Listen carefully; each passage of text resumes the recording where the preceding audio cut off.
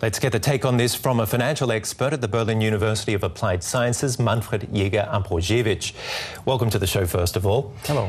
Could you tell us, does this guy have high hopes? Are his hopes sky high, or does he stand a chance of getting somewhere with a bank like that here in Germany?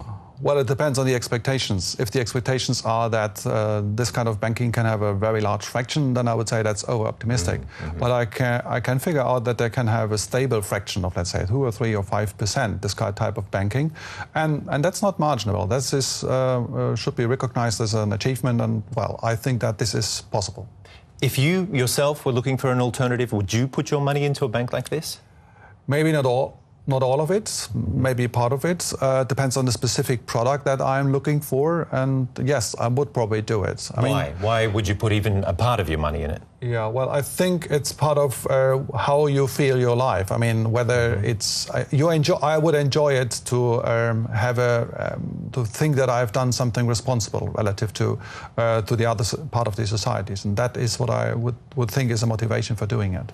Are there other banks at the moment that are taking a good look at Islamic banks and the way they do business? Well, there are other banks that try to get a more real economy-orientated type of business.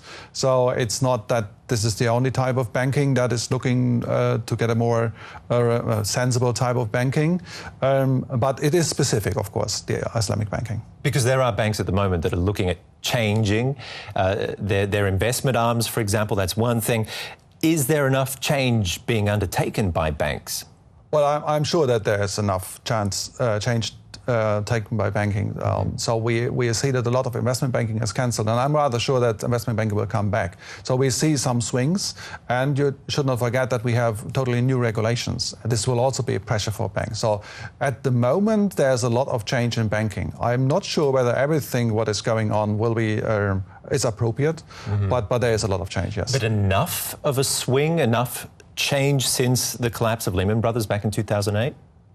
In German you would say jein. So there are parts where you see a lot of change, and there are other parts where you do not see sufficient change. For example, in shadow banking, there's not enough change, where I think in investment bank there is enough.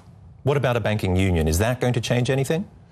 I'm not very. I'm not convinced that this will work out. The simple thing is you put the responsibility for supervising all European banks to one institution, but there will be a conflict of interest between the countries which have their own banks and this supervisor. And I'm not sure whether the supervisor will be brave enough to lean against these pressures.